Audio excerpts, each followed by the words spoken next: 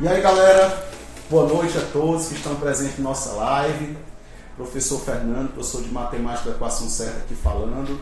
Hoje vai ser live de história, você deve estar se perguntando o que é que o professor Fernando está fazendo aí. O professor Ismar vai iniciar a nossa live com História do Brasil. Daqui a pouquinho está chegando o professor Alisson Veras para falar de História Geral.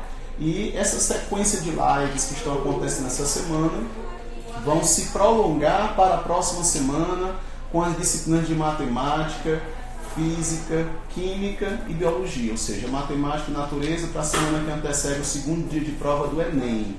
Saibam também que na sexta-feira, ainda essa semana, continua a live da professora Dadinha de arte e a professora Rúbia de filosofia e sociologia, que espero que vocês estejam gostando das nossas lives, a gente faz com bastante carinho. E lembrar que o aluno que está entrando agora, participando, o Ismael vai ficar lembrando isso durante todo o momento, vocês podem adquirir no site do Equação Certa a lista que o professor vai fazer no finalzinho, um comentário breve das questões, para que vocês possam ter essas questões resolvidas, comentadas bem rapidamente por cada equipe de professor. Então você pode acessar o site e lá na página principal já vai ter esse material da live disponível.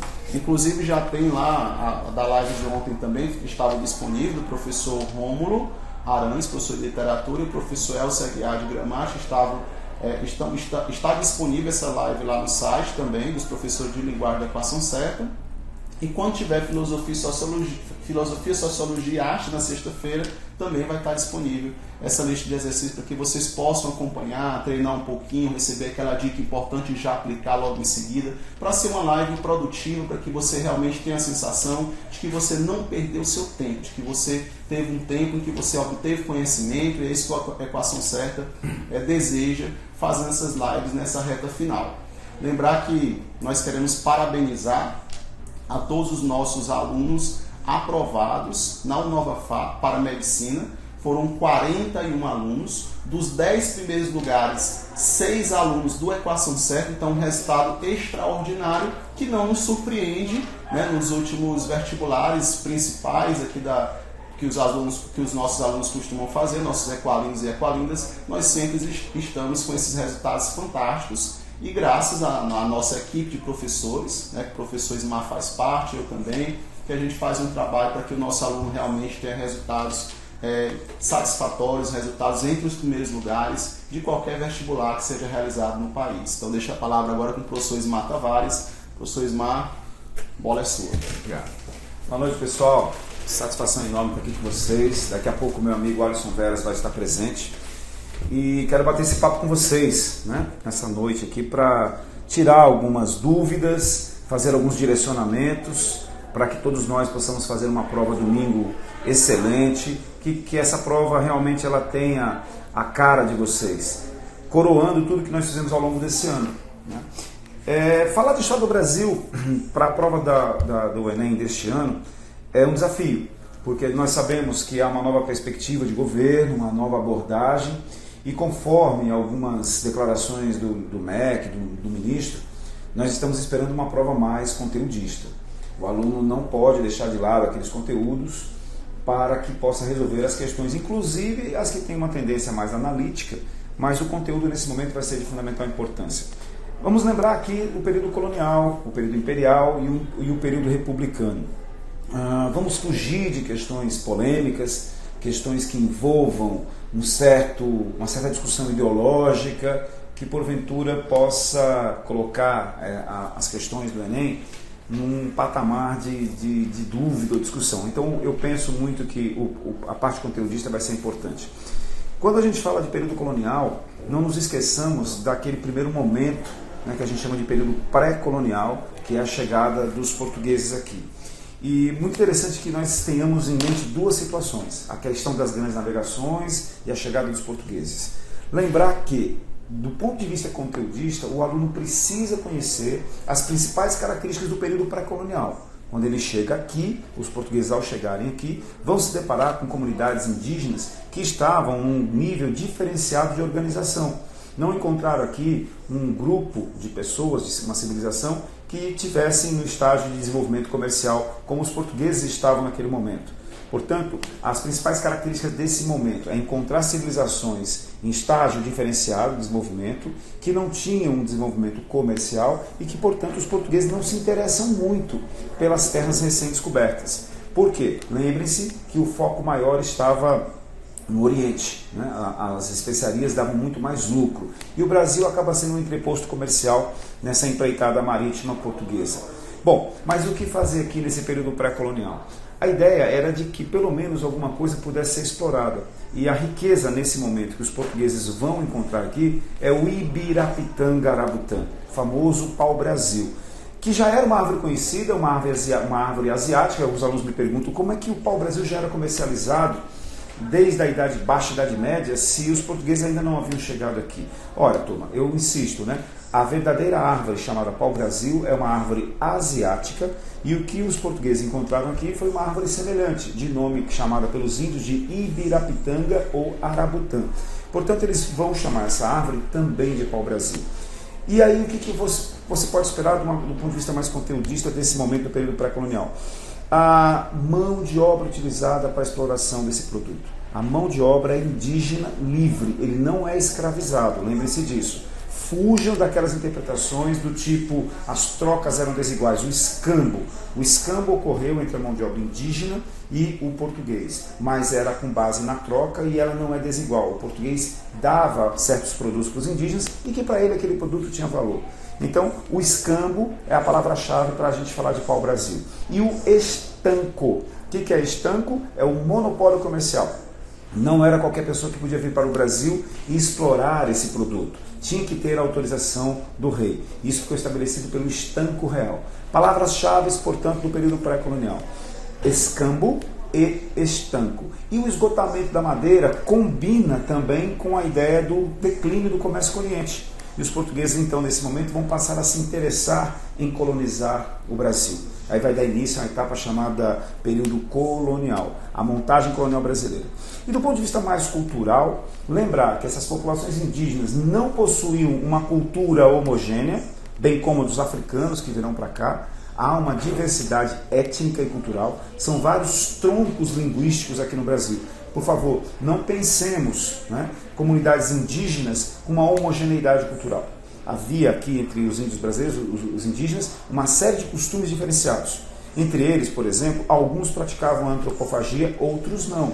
A poligamia, o politeísmo, a nudez, essas práticas todas serão combatidas pelos portugueses. A Igreja Católica vai estar presente nesse processo inicial de chegada dos portugueses e esses costumes serão combatidos pelos portugueses que aqui chegaram. Então, o choque cultural, né? Outra coisa que eu gostaria de falar sobre essa parte do período pré-colonial, mas que seria uma questão mais analítica, a situação do índio atualmente, fazer esse paralelismo. Mas, para a prova deste ano, eu repito, eu fico mais com a ideia conteudista da exploração do pau-brasil. Nesse sentido, portanto, da chegada dos portugueses, e esse início, esse contato, essa epopeia, né, europeia, cristã, ocidental, se deparando com um novo mundo, né, a chegada ao Brasil. Nesse sentido, nós temos a primeira questão que fala disso, né, essa espécie de pré-história brasileira, o indígena aqui presente, né, e esse contato, esse choque cultural. Nessa nossa primeira questão, que vocês devem ter o material, se não tiverem, por favor, adquiram aí no site da escola. Você vai marcar a alternativa A, né, porque vai falar das populações indígenas brasileiras, são de origem histórica diversa e da perspectiva linguística, étnica e cultural se constituíram como sociedades distintas. Essa é a ideia básica, né? Nunca imaginar essa homogeneidade entre os indígenas brasileiros. Bom, feito isso, esse contato inicial, que houve uma certa tolerância de ambos os lados, né, nós vamos partir para a montagem colonial brasileira. Professor, o que eu posso esperar de uma questão sobre o período colonial? As estruturas. O aluno precisa entender que o Brasil é uma empresa montada para atender às necessidades de Portugal. Portugal, dentro dos propósitos do mercantilismo, vai montar aqui uma estrutura para atender aos interesses econômicos. Evidentemente que, paralelamente a isso, haverá a ideia da religiosidade. Mas isso fica em segundo plano. Aquela famosa frase: usado pelos portugueses, a dilatação da fé e do império. Eu penso que deveria ser o contrário, a dilatação do império depois da fé, porque as bases do mercantilismo estão assentadas exatamente na ideia da lucratividade. Então é preciso montar aqui uma estrutura colonial que atendesse a esses anseios. E o que os portugueses vão imaginar? Já tinham essa experiência nas ilhas do Atlântico, Cabo Verde, as ilhas dos Açores. Então aqui o que eles vão fazer? Do ponto de vista administrativo, lembre-se da montagem colonial brasileira. Será pautada nas capitanias hereditárias. A distribuição de lotes de terras a nobres. Professor, foi a alta nobreza ou a pequena nobreza que vem para cá receber esses lotes de terra? A pequena nobreza. A alta nobreza estava envolvida com outros afazeres na Europa, em Portugal, com o Oriente, mas não deixa de ser nobreza. A distribuição de cargos aqui também vai ficar sob a responsabilidade do rei de Portugal. Uma pergunta constante que me deparo com os alunos é a questão de se houve ou não feudalismo no Brasil. Tome muito cuidado. Apesar de nós termos uma estrutura semelhante, o que é natural, porque você está saindo de uma mentalidade medieval, passando para uma mentalidade moderna, é natural que os gestos, as atitudes, as estruturas fossem muito semelhantes.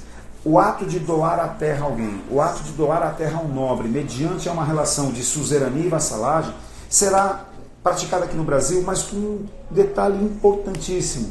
Quando você se lembra que a principal característica do feudalismo, do ponto de vista econômico, é uma agricultura autossuficiente, comércio restrito, isso bate totalmente de frente, é o oposto com aquilo que foi montado aqui. Porque toda a montagem colonial, do ponto de vista econômico, é para atender aos interesses mercantilistas, comércio, lucro. Portugal quer ganhar dinheiro. Então, essa montagem administrativa se dá com a doação das capitanias hereditárias.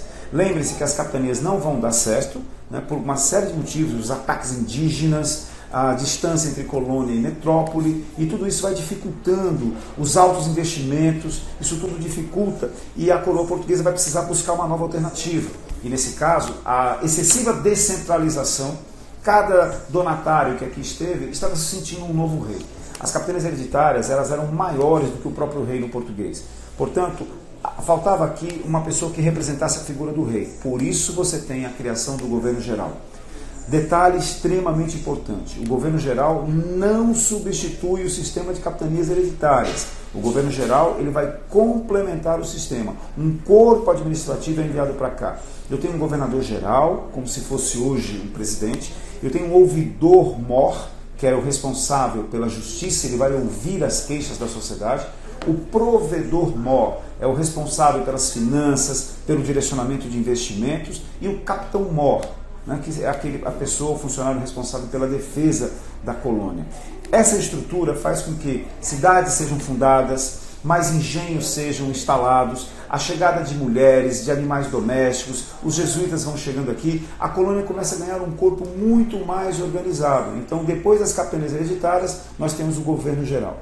Quando tudo parecia que ia se encaminhar para um relativo sucesso dessa empreitada administrativa, vem a morte do rei Dom Sebastião sem deixar herdeiros. E aí Portugal passa para o domínio espanhol, é a famosa União Ibérica. Né? Felipe, rei da Espanha, acaba anexando os territórios portugueses aos seus domínios. Então, do ponto de vista administrativo, não esqueçam, capitanias hereditárias, governo geral e União Ibérica. Sob o ponto de vista econômico, o pau-brasil, como nós dissemos, era uma atividade do período pré-colonial.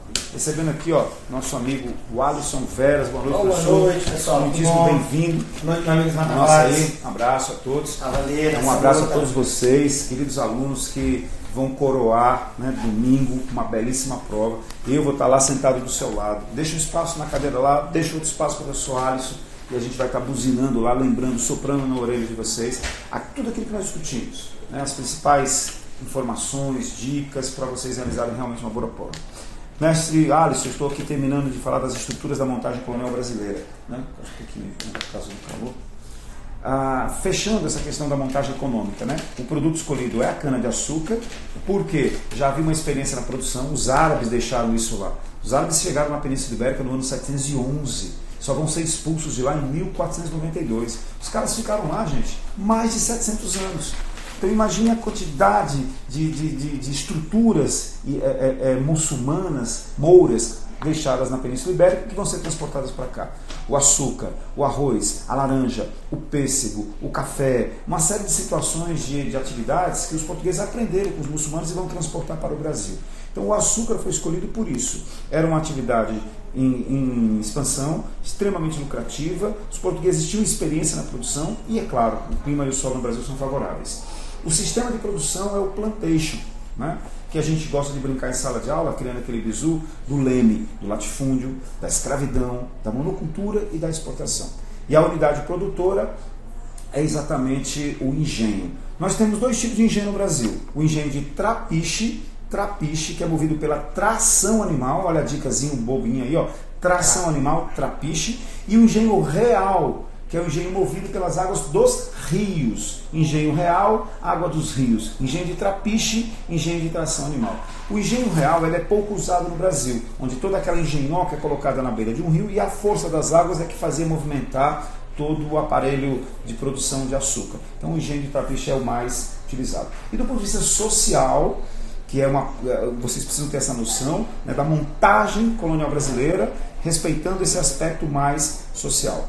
Características básicas da sociedade brasileira. Discutimos muito isso em sala de aula, tenho isso na ponta da língua. Uma sociedade patriarcal, escravista, elitista, marcada pelo imobilismo na sociedade açucareira e também uma sociedade extremamente rural. A vida gravitava na zona rural. Bom, e a escravidão negra, professor? Lembre-se, né? As questões esse ano talvez não venham polemizar a situação do negro atualmente, a questão do preconceito, cotas, nada disso nós esperamos na prova desse ano. Uma questão mais conteudista. Como foi que esse negro foi capturado no continente africano? Através dos conflitos intertribais, transportados para a América através dos famosos navios negreiros, acrescente aquele conhecimento, navio tumbeiro. Tumbeiro lembra tumba, tumba lembra morte. Muitos negros morriam durante a travessia. A utilização deles nas Américas, América do Norte, Central e do Sul, vão trabalhar na lavoura, na mineração, serviços urbanos, serviços domésticos, e aí cabe a figura da mucama, que é a mulher, que aí eu poderia traçar um paralelo com os dias de hoje, seria a empregada doméstica, né? A ama de leite, e a situação do negro realmente muito complicada. A questão dos castigos, o açoite, o viramundo, marcados com ferro em brasa, amputação de partes do corpo, quebra de dentes com martelos, realmente é uma situação muito periclitante. E a resistência desse negro? A resistência cultural, ele não quer que a sua cultura se perca, o sincretismo vai acontecendo naturalmente e é por isso que a nossa cultura é extremamente rica. E é claro, o símbolo maior de resistência do negro era a montagem, a fuga para os quilombos, né? Então você tem aí uma montagem colonial do ponto de vista administrativo, econômico e social.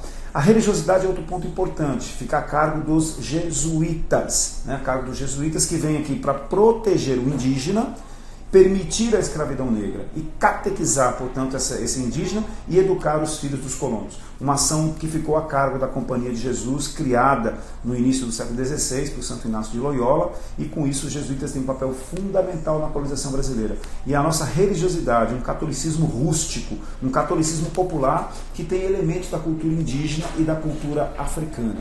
Pois bem, a vida gravitava lá no engenho, o senhor de engenho determinava tudo, inclusive com quem sua filha deveria casar, que é exatamente a questão número 2 que nós temos, uma questãozinha que fala disso. E muitas meninas invocavam, diziam ter sonhado com Nossa Senhora durante várias noites, e dessa forma elas diziam para os pais, para a mãe, que queriam virar freiras. Estudos na Bahia mostram que várias mulheres diziam ter essa vocação para não ter que casar com quem o seu pai desejava, né? Casamentos que não tinham essa relação de amor, os contratos, né? E portanto na nossa questão número 2, que fala desse estudo feito na Bahia do ponto de vista social, que as meninas, as mulheres muito submissas, sociedade patriarcal, não esqueçam disso, era a principal característica. Nem todas as mulheres foram submissas aos homens, mas a característica básica era esse patriarcalismo. Então, na questão 2, vocês também podem marcar a alternativa A. Senhores de engenho não deixavam suas filhas casarem com pessoas de nível social e econômico inferior, né? Se vocês traçarem um paralelismo com os dias de hoje, muita coisa ainda se mantém, né? Aquela preocupação com quem o filho vai casar, a filha vai casar, enfim, são resquícios de uma estrutura colonial brasileira. Tudo bem? Passo a bola aqui para o meu amigo Alisson, para ele também comentar as questões dele. Vamos bater nesse Vamos lá, deixa eu ligar esse ar aí, porque tá meio quente aqui. Dá uma ligada aí, meu irmão. Vamos lá. Bem, boa noite, galera, tudo bom? Professor Alisson na área. E a gente vai iniciar agora a nossa parte da nossa live.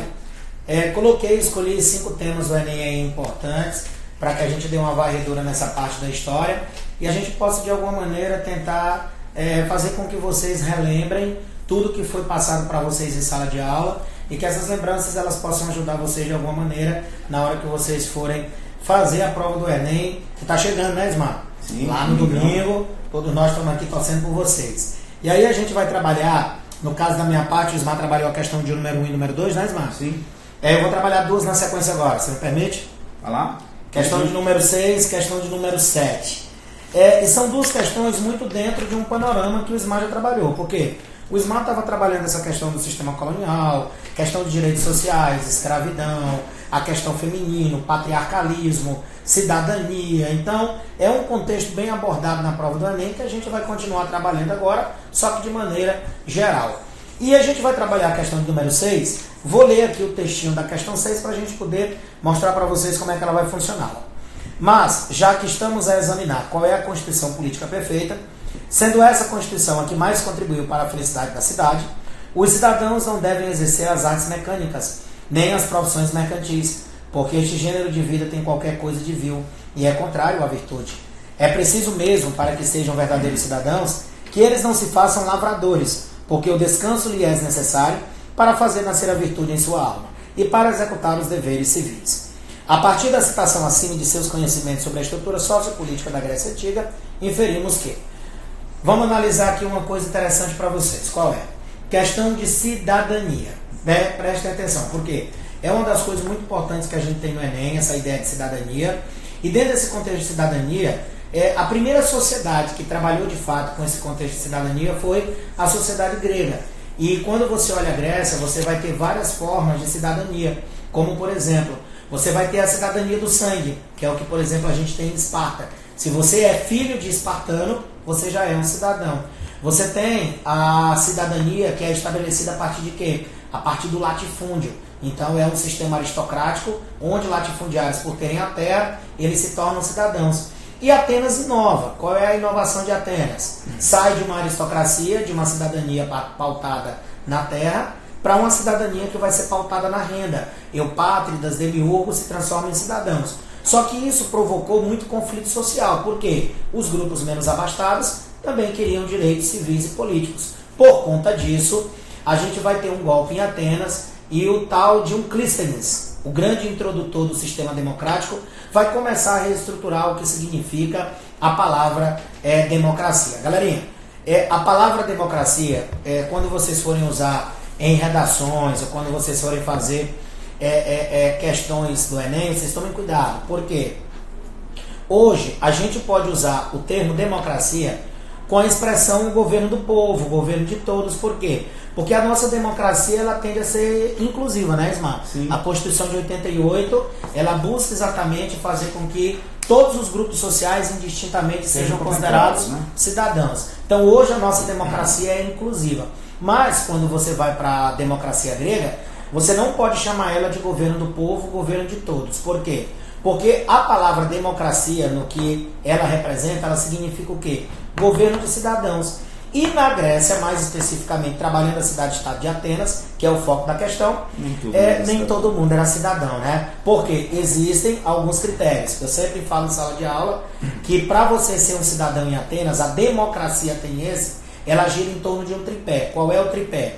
Primeiro tripé, a democracia ela é direta. Diferente da nossa democracia atual, que é indireta, salvo algumas exceções, como referendos, como plebiscitos, onde o povo ele pode ter uma participação direta. Mas, no geral, a nossa democracia atual ela é indireta. Lá em Atenas, não. O cidadão é o seu próprio representante.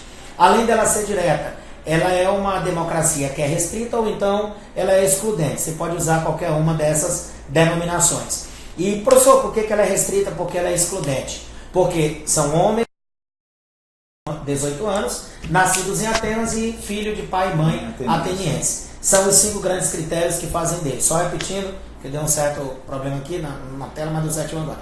São homens a partir de 18 anos, livres, nascidos em Atenas e com filiação ateniense, tá bom? E também você tem a questão da escravidão. Não se esqueça que escravidão e democracia são faces opostas da mesma moeda em Atenas. Por quê?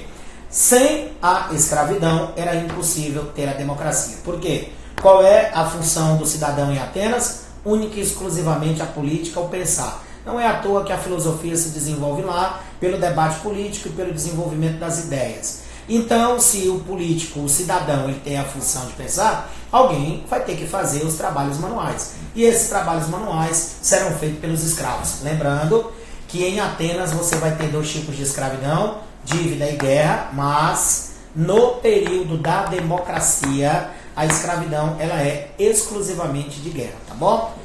Fala, Ismael. Eu queria só lembrar, Alisson, também dessa questão da herança cultural grega, as provas de vestibular, as provas do Enem, e a gente espera que se mantenha essa situação também, para que vocês não esqueçam essa herança cultural. E a maior herança cultural dos gregos para nós é exatamente a democracia, com essas ressalvas que o professor Alisson está falando.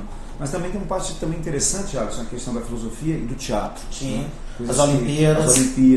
Fiquem atentos a isso. A questão do cultural, culto ao corpo. Nós vamos ver hoje as academias aí abarrotadas. A primeira sociedade, né? Inclusive, eu já vi algumas questões, fazendo até comparações, Ismael, com as sociedades militaristas, que a gente vai ter no século XX, treinamento, a questão do corpo perfeito associado à mesma coisa que nós tínhamos em Esparta. A ideia de Hitler, até aquela ideia mais espartana, e a ideia espartana da militarização. Né? É muito interessante a gente perceber, portanto, essa herança grega, que vai desde a democracia, passando pelas Olimpíadas, pela questão do culto ao corpo, política, teatro, a política, fantástico. Eu sempre costumo dizer que há um grego dentro de nós. Nós brasileiros, na verdade, essa cultura, mistura. Exato, esse sincretismo de diversas civilizações. E os gregos são fantásticos em relação a isso. Os caras, eles simplesmente povoaram toda a bacia do Mediterrâneo, contribuíram com os latinos, romanos, e a nossa cultura, a nossa base. E o que é interessante também, Alisson, essa questão da religiosidade. Os caras vão ser praticamente os primeiros a bater de frente com os deuses. Sim. Né? Eles vão bater de frente. Não há mais aquele temor. O cara enfrenta o Deus. É um Deus, os deuses gregos, com virtudes e vícios, né? Os semideuses que vão existir. Realmente é muito interessante essa parte da cultura grega. Eles cultuam, mas ao mesmo tempo não temem. Exato. Então, a partir da citação. Só lembrando uma coisa, viu? Eu estava falando sobre a escravidão, só para relembrar. Durante a democracia, escravidão pura e exclusivamente de guerra, tá bom? Então, não interessa caráter étnico, porque o modo de produção existente na antiguidade é escravista. Quando tu for para a escravidão étnica, tu vai ter que lembrar do período da Idade Moderna, e aí tu já vai ter um modo de produção capitalista inerente a ele. A questão do tráfico negreiro. Isso gera uma confusão danada. Os alunos costumam me perguntar assim, professor, no Brasil colonial, dessa sociedade açucareira que nós acabamos de comentar, qual é o modo de produção no Brasil colonial açucareiro? Gente, o modo de produção no Brasil açucareiro é o modo de produção capitalista com mão de obra escrava. Tá certo? Por que modo de produção capitalista? É o que nós acabamos de comentar. Toda uma montagem de um sistema para atender aos interesses do mercantilismo, lucro, dinheiro, comércio. Agora, a mão de obra é escrava. Então, não confundam modo de produção, o Arthur acabou de colocar, você tem lá no Egito, na Mesopotâmia, o modo de produção asiático, Grécia e Roma, o modo de produção escravista, depois o modo de produção feudal, e aí o capitalista. E esse, na Idade Moderna, é o que está aqui no Brasil. Mas não esqueçam, tá certo? Modo de produção capitalista com mão de obra escrava. Exatamente. Você tem que lembrar que a Idade Moderna ela é um mix, né? Como a gente sempre fala. Ela é um mix de capitalismo com feudalismo. Então, como tu tem muito capitalismo, muito comércio, então o tráfico negreiro é um comércio, ele ofere lucros. Então ele é voltado para essa característica, perfeito? Então vamos ver aqui a questão, meninos. A alternativa A diz o seguinte: a ideia de democracia grega está ligada ao fato de que todos aqueles que habitavam uma cidade-estado dispunham dos mesmos direitos e deveres. Está errado, né? Porque mulheres, escravos, os metecos estrangeiros, homens com idade inferior a 18 anos não eram considerados cidadãos. Então está fora.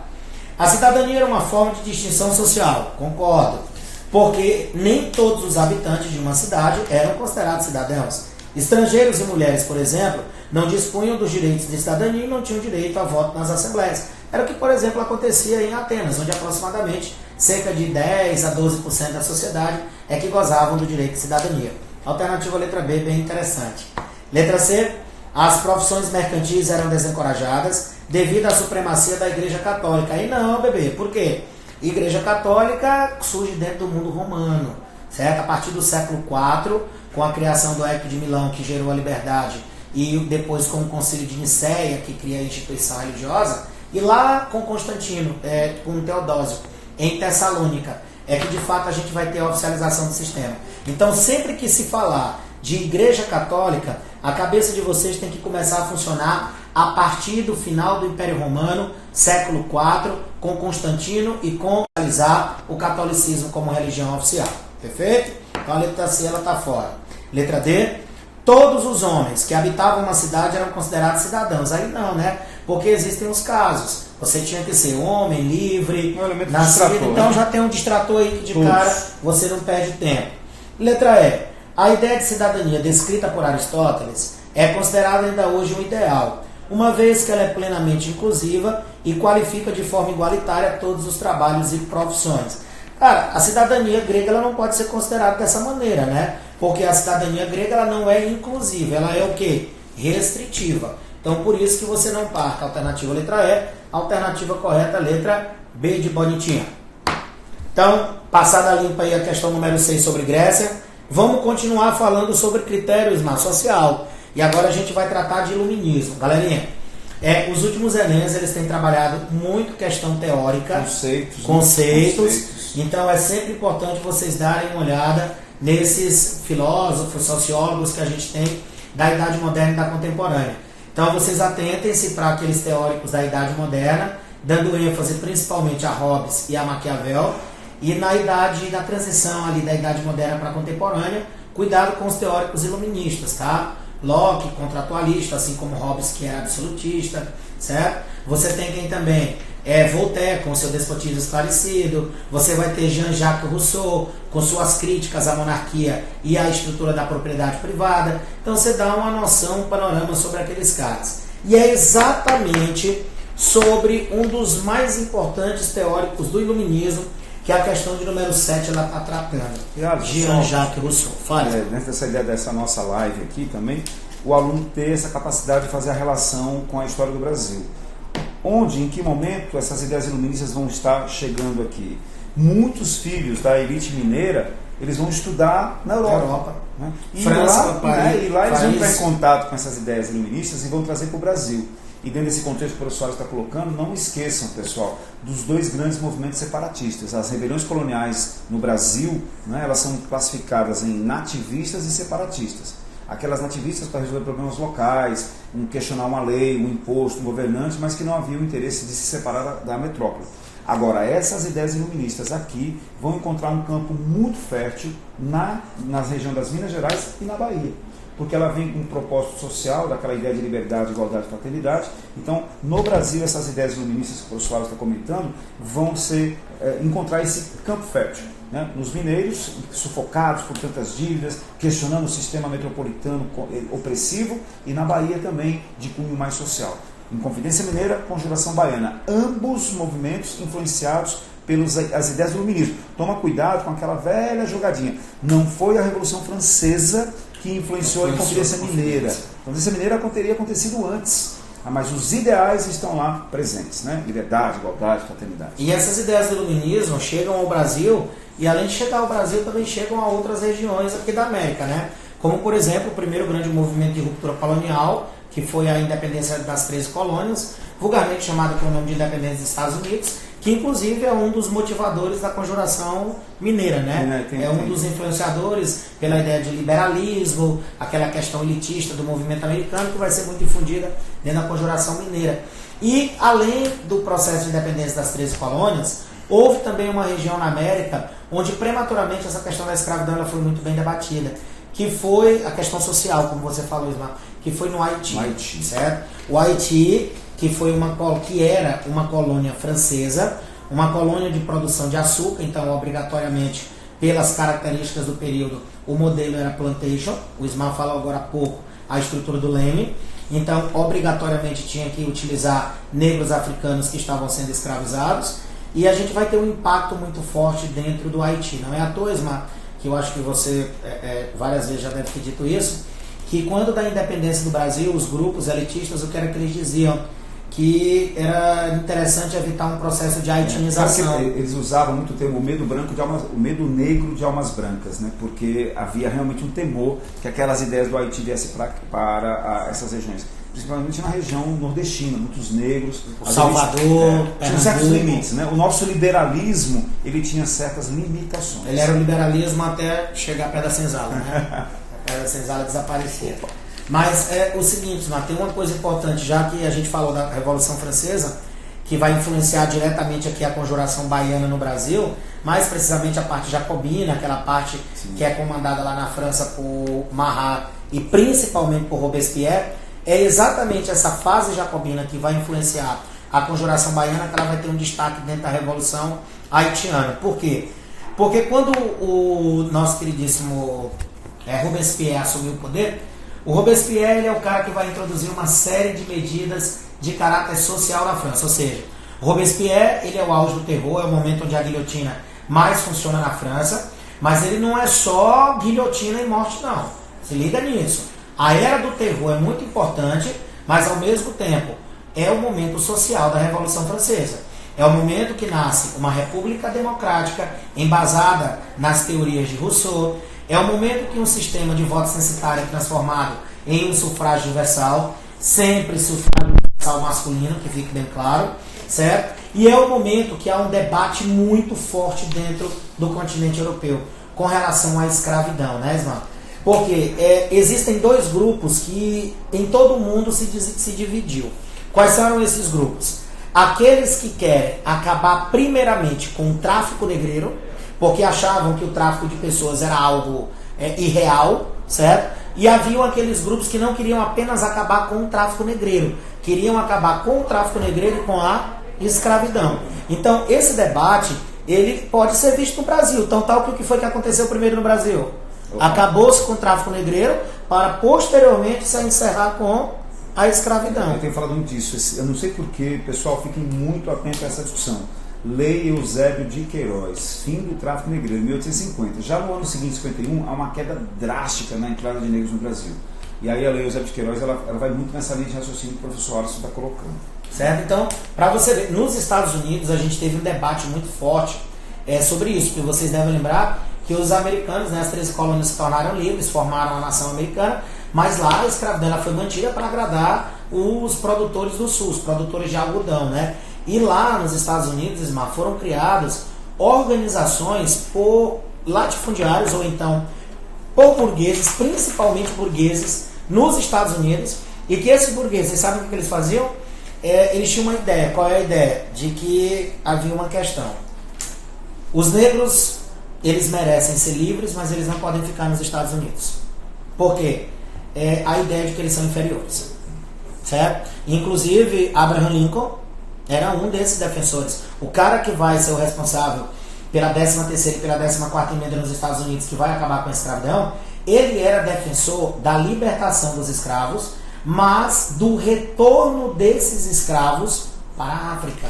Não é à toa, meninos, que eu não sei se algum de vocês já ouviu falar sobre isso, mas os Estados Unidos, burgueses americanos, vou ser bem claro para vocês, então isso é uma iniciativa privada, eles vão comprar territórios na África e a partir do momento que eles libertam negros aqui na América, eles colocam esses negros nesses navios e mandam eles para o continente africano.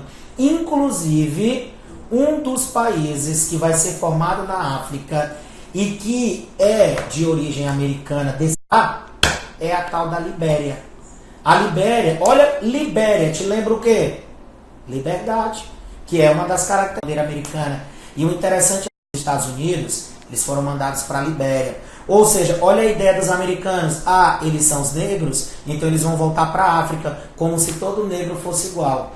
Galera, a quantidade de etnias de negros que vieram para o Brasil e para o restante da América é infinda. Porque a gente sabe que o continente africano é irreal quando você diz.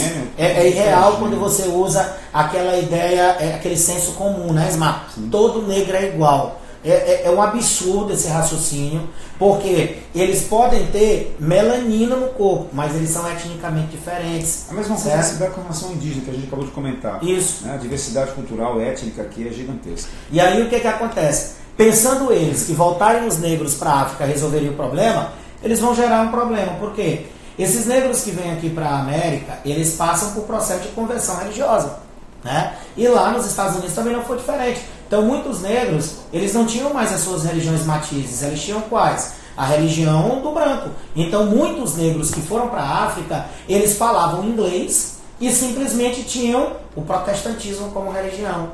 Aí tu tá colocando negros americanizados, protestantes, dentro de um continente de maioria de negros nativos e que são de praticantes de religiões nativas ou então de islâmicas. Moço, isso vai gerar uma confusão. Uma guerra civil gigante na Libéria, certo? Que é o que a gente vai ter até os anos 90, gerado exatamente por esse grande processo, tá bom, Ismar? E pra gente fazer aqui a questão, renunciar à liberdade é renunciar à qualidade do homem, aos direitos da humanidade até aos próprios deveres. Não há nenhuma reparação possível para quem renuncia a tudo. Tal renúncia é incompatível com a natureza do homem. Assim seja, qual for o lado por que se considerem as coisas, o direito de escravizar é nulo, não somente porque é ilegítimo, mas porque é absurdo e sem significação.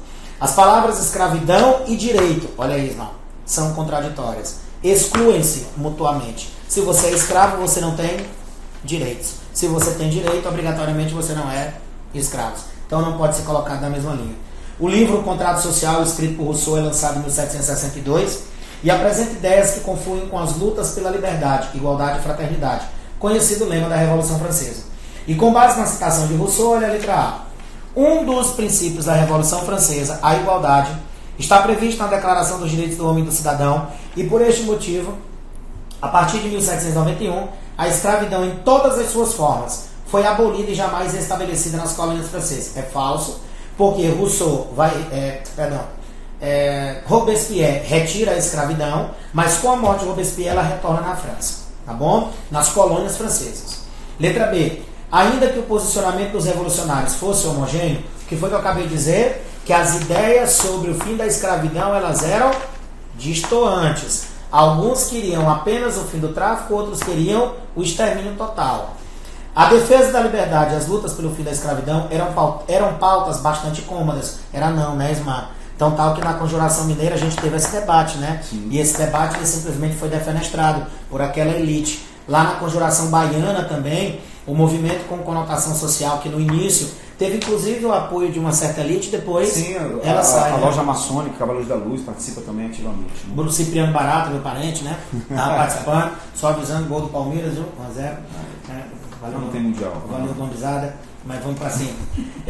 A defesa da liberdade e as suas lutas pela escravidão, como eu falei, eram pautas bastante cômodas, então tá errado. Letra D. Os posicionamentos dos revolucionários a respeito da escravidão eram relativamente contraditórios. Apesar das preleções de Rousseau, alguns grupos defendiam primeiramente apenas o fim do tráfico negreiro e as lutas pela abolição da escravidão e a independência do Haiti, concretizada apenas em 1804 com Napoleão Bonaparte, são representativas dessas contradições. É exatamente o que a gente estava debatendo aqui. E a letra E, como a obra não cita as mulheres, pode-se concluir que Jean-Jacques Rousseau era um defensor da escravidão apenas para elas, algo irreal que dentro da teoria de Rousseau não se concretiza. Então a alternativa correta, a sétima questão, letra D de dado. Vai lá, Ismar. Eu queria pegar esse gancho, né, dessas ideias iluministas, republicanas. Aqui no Brasil elas vão ganhar um certo espaço, mas tem limites. A independência do Brasil ela é totalmente diferente da independência do resto da América Espanhola, porque enquanto a América Espanhola vai se transformar em várias repúblicas, republiquetas, o Brasil vira um império. Essa concretização de república vem no final, né, em 1889, pelo movimento... Só um massa que a América temia o Brasil, né, irmão? Por serem republiquetas e o Brasil um império monstruoso, com a população de quase 10 milhões de habitantes. E isso atendia aos interesses da elite brasileira, que não queriam mudanças estruturais. E aí eu queria falar um pouquinho de república, porque a república ela vai ser pautada nesses princípios todos que foram divulgados. A independência dos Estados Unidos influenciou bastante também as ideias, a Constituição. E aqui no Brasil você tem a implantação de uma república, que eu queria me referir à questão 4. Pessoal, essa questão número 4 que vocês têm, ela caiu agora na Federal de Tocantins. É uma questão extremamente atual e eu queria que vocês ficassem atentos a essa discussão. Os movimentos sociais. Vejam só toda essa discussão que a gente está travando aqui. Os negros, os direitos, etc. E no Brasil? Quando a república é proclamada aqui, vai ser uma república oligárquica. Né? Aí remonta a questão que o Alisson colocou sobre a Grécia. O direito, a cidadania é excludente aqui no Brasil também. E aos poucos é que a sociedade brasileira vai se moldando, lutando pelos seus direitos. Lá na República Velha nós temos os movimentos sociais. É uma temática muito importante. Por que ocorreram esses movimentos sociais na República Velha? No campo e na cidade, zona rural e zona urbana, porque é uma república excludente. Então, a população brasileira vai demonstrar a sua insatisfação em movimentos rurais, como o cangaço, né, como contestado e a Guerra de Canudos, que é a mais significativa. Na zona urbana, essa sociedade também excluída também vai se manifestar. Você tem revolta da vacina, revolta da chibata, logo nós vamos ter greves operárias. Então, há uma movimentação social muito grande na República Velha. E essa questão que vocês têm aí, número 4, fala exatamente da Guerra de Canudos, né, que é a exclusão, e cita a obra do Euclides da Cunha como referência. E se vocês observarem essas alternativas, o que nós temos ali na Guerra de Canudos? Já me perguntaram, professor, o Antônio Conselheiro, ele era um monarquista? Sim, ele era um sebastianista, seguidor do Dom Sebastião, o mito da morte do rei. Porém, o movimento, o Arraial de Canudos, não é um núcleo monarquista. O Arraial de Canudos é um núcleo de resistência do sertanejo contra a miséria e a opressão. O fato de seu líder, Antônio Conselheiro, ser monarquista, não nos autoriza a dizer que o Arraial de Canudos era um movimento. Agora, a imprensa da época vai divulgar isso. Fake news? Já tem, né? Fake news conversa. Vamos dizer que se nós vivêssemos naquela época ali, nós íamos ser envolvidos pela imprensa. E nós íamos ter totalmente uma posição contra a permanência do Arraial de Canudos. Essa questão é muito interessante, porque ela cita um trecho do Euclides da Cunha e pede, né, as ideias do Antônio Conselheiro. Se vocês observarem, a alternativa A é a que nos cabe, porque ele tinha uma oposição à República e a crença no messianismo sebastianista. Então ele era um monarquista convicto. O erro da alternativa B, se vocês verem aí, é que ele tem uma oposição à República, de fato, e quem tirou Dom Pedro II do trono, frase de Antônio Conselheiro. Aliás, foi lançado um livro recentemente com base no diário dele. É impressionante, Alisson, eu tive a oportunidade de ver certa vez esse diário dele, a você analisar a caligrafia dele e as ideias. Recentemente foi lançado esse livro, né, com base nas próprias anotações do Antônio Conselheiro. E é uma frase dele que diz isso: quem tirou Dom Pedro II do trono e lhe negou o direito divino de governar sobre o Brasil só pode ser o filho do cão, o pai do cão, o próprio cão. República é coisa do cão. Então ele é completamente contra a República, e um dos motivos que o leva a ficar contra a República também é a instituição do casamento civil.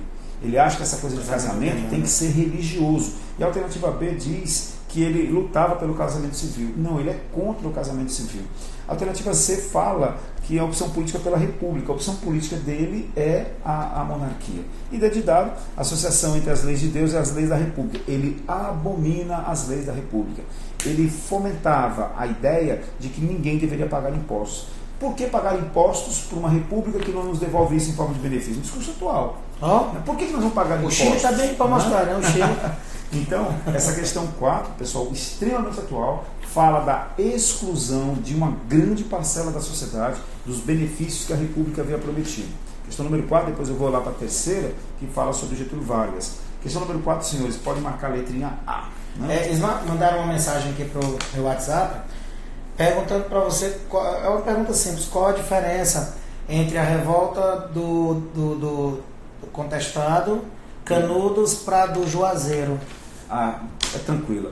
Tanto a revolta do contestado, a guerra do contestado, 1912, né, até 1916, a guerra de Canudos, de 96 a 97, são movimentos messiânicos, onde você tem líderes messiânicos. No caso aqui da Bahia, você tem o Beato Antônio Conselheiro. Lá no sul você tem a figura do monge. O Zé Maria. São dois, né? O Zé Maria e o João Maria. Esses líderes, eles movimentam as massas em busca de uma vida alternativa dentro de um arraial. No caso lá no sul é a Santa Maria. Esses líderes se apropriam dessas ideias para buscar uma vida alternativa. A revolta do Juazeiro, ela tem um detalhe importante. As elites, os Acioli, eles vão usar a figura do padre Cícero para usar as massas em prol de uma oligarquia. A figura do padre Cícero, portanto, ela é totalmente diferente da figura do Antônio Conselheiro. O Antônio Conselheiro, ele movimenta as massas em busca de uma vida, de uma alternativa, uma vida completamente diferente. O Juazeiro, o padre Cícero, é o contrário. ele é utilizado para beneficiar uma elite. Porque ele também se beneficiava, com né? certeza, foi prefeito, político, fazendeiro, etc. e tal. Então, essa é a grande diferença, né? Você tem o Antônio Conselheiro de um lado, o Padre Cícero do outro. Figuras icônicas, mas com propósitos diferentes. Né? Aglutinam as massas para situações completamente opostas. Então a gente pode dizer que a revolta do Contestado e de Canudos tem um caráter mais popular e social. A do Juazeiro mais elitista. Você usa as massas como massa de manobra. Mas é elitista, né? Exatamente. Como a Revolução Francesa, exato, né? Você burguesia usando o povo para isso. O Hermes da Fonseca, dentro daquele contexto da política de salvações, o Hermes da Fonseca foi eleito presidente e queria combater essas oligarquias. E bateu de frente lá com os Aciosos. Exatamente. Né? Perfeito. E o Crato é uma região rebelde, viu? Meu amigo, quem for contra o Padre Cícero... A região do Crato, do Cariri é meio rebelde. Pois vamos agora, mudando aqui a folhinha, a gente vai para a questão de número 8. Tema bastante discutido, não só na história, mas na geografia e na sociologia. Então te liga. E as últimas questões que o Enem tem trabalhado sobre esse tema, eu sempre digo isso para os alunos em sala. Não está trabalhando a questão técnica, está trabalhando a questão sociológica. De que movimento, professor? Revolução Industrial, certo? Porque muita gente diz, a escravidão acabou? Não, a escravidão não acabou, ela apenas se transformou, ela se modernizou. A gente era escravo do chicote, agora a gente é escravo do relógio. É só isso. Né? Então, a gente tem apenas outras formas de controle. Infelizmente, né? A nossa live já vai estar quase... Vamos para cima. Ó. Nem todos os homens que se renderam diante das forças irresistíveis do novo mundo fabril e a experiência do movimento de quebradores de máquinas. Falou quebrador de máquina é movimento ludista, que usava a quebra da máquina como uma forma para poder demonstrar sua insatisfação contra a exploração gerada pela industrialização. Então vocês não digam que o movimento tem como objetivo quebrar a máquina, não. Eles usam a quebra de máquina como uma forma de demonstrar sua insatisfação contra a exploração.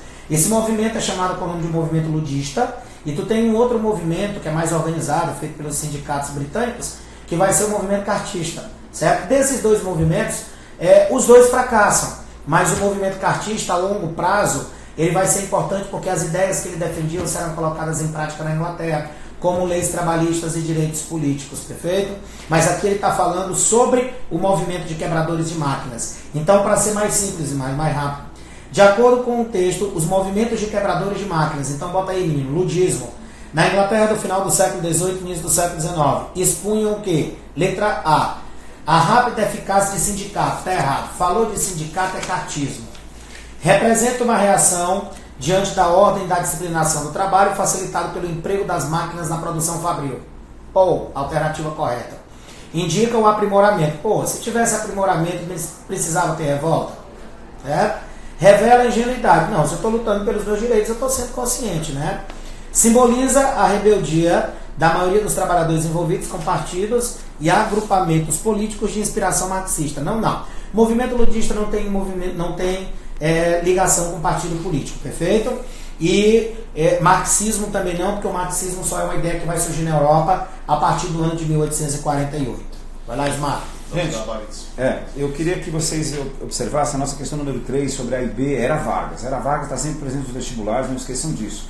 E no caso, essa questão, da questão número 3, marquem a letra D de dados, são os princípios do integralismo. Olha, questão também atual, caiu agora no vestibular do meio do ano, e nós tratamos isso nos nossos simulados internos, né? Fiquem atentos, revejam os nossos simulados, que eles tinham toda uma pegada, um direcionamento dos nossos professores, totalmente antenados com o que se cobra atualmente. Vocês coloquem, portanto, só passando um pente fino aqui, na nossa primeira questão nós ficamos com a alternativa A, na questão 2 também a alternativa A, questão 3 sobre o integralismo Era Vargas, D de dado, questão 4 sobre a República Velha, movimentos sociais, Canudos, também a letra A, e a questão 5 da Nova República, a letra C.